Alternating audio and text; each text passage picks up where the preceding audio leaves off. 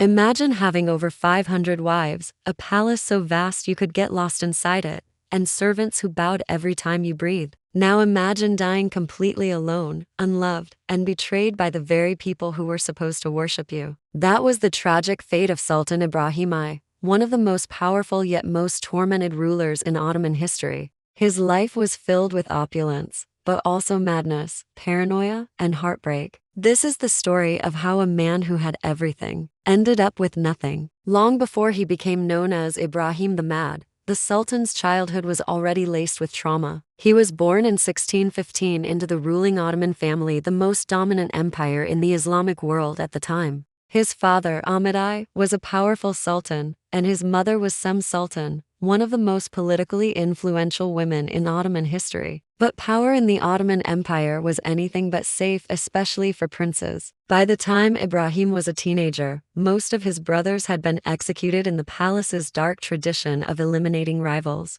The Ottoman solution to preventing power struggles? Just kill every possible heir except one. So Ibrahim grew up locked inside the Topkapi Palace, not in luxury, but in fear. For 16 years, he was confined to what was called the cafes, a secluded part of the palace meant to keep princes alive but powerless. It was more prison than palace. This isolation had consequences. Ibrahim's mental health began to deteriorate. Some sources say he suffered hallucinations. Others describe him as quiet, nervous, and deeply paranoid. He knew his survival was a ticking clock, entirely dependent on the whims of those in power. In 1640, his older brother Sultan Murad IV died suddenly and without an heir. Ibrahim, the last surviving prince, was the only option. He was pulled from his confinement and crowned Sultan of the Ottoman Empire. But stepping out of the shadows and into absolute power didn't cure his paranoia. It made it worse. He distrusted everyone, his advisors, his generals, even his own mother.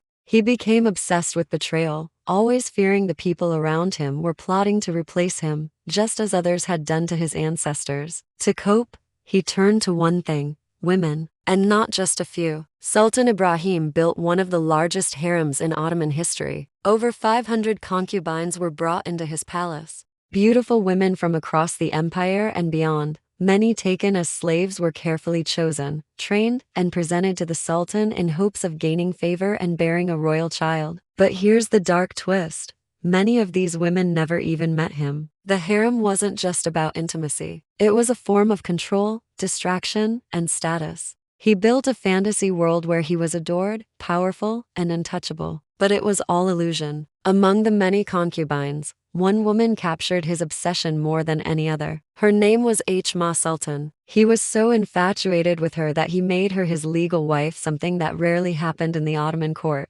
She bore him a son, and for a brief moment, it seemed like Ibrahim had found peace. But peace in the Ottoman palace never lasted long. Behind the velvet curtains and gold-lined walls, political tension was boiling. Ibrahim's erratic behavior was no longer just whispered about, it was causing chaos. He made impulsive military decisions. He lavished fortunes on bizarre purchases, like entire shiploads of ambergris, a whale byproduct believed to be an aphrodisiac. He even drowned 180 of his concubines in the Bosphorus after suspecting them of infidelity. Yes, 280 women, executed over a rumor. His paranoia had turned deadly. The empire began to crumble under his reign. His ministers could no longer control him, and the people began to suffer. In 1648, just 8 years after becoming sultan, a coup was organized. Backed by religious leaders and his own military, the conspirators stormed the palace. Ibrahim was dethroned and imprisoned in the very same palace where he had once lived in fear as a child. A few days later, executioners entered his chamber. Ibrahim, the man who once ruled the most powerful empire in the Muslim world, who had over 500 wives, who had built an entire world around being adored, was strangled with a bowstring. He died in silence, alone, forgotten. He was only 33 years old. Ibrahim's story is more than just royal gossip. It's a warning. Power can't protect you from fear. Luxury can't heal trauma. And being surrounded by people doesn't mean you'll be loved. The harem, the palaces, the riches, they were walls, not comforts. Ibrahim tried to build a kingdom of pleasure to escape the horrors in his mind. But in the end, those illusions collapsed. He died the same way he lived, trapped inside his own mind. And all the gold in the world couldn't save him.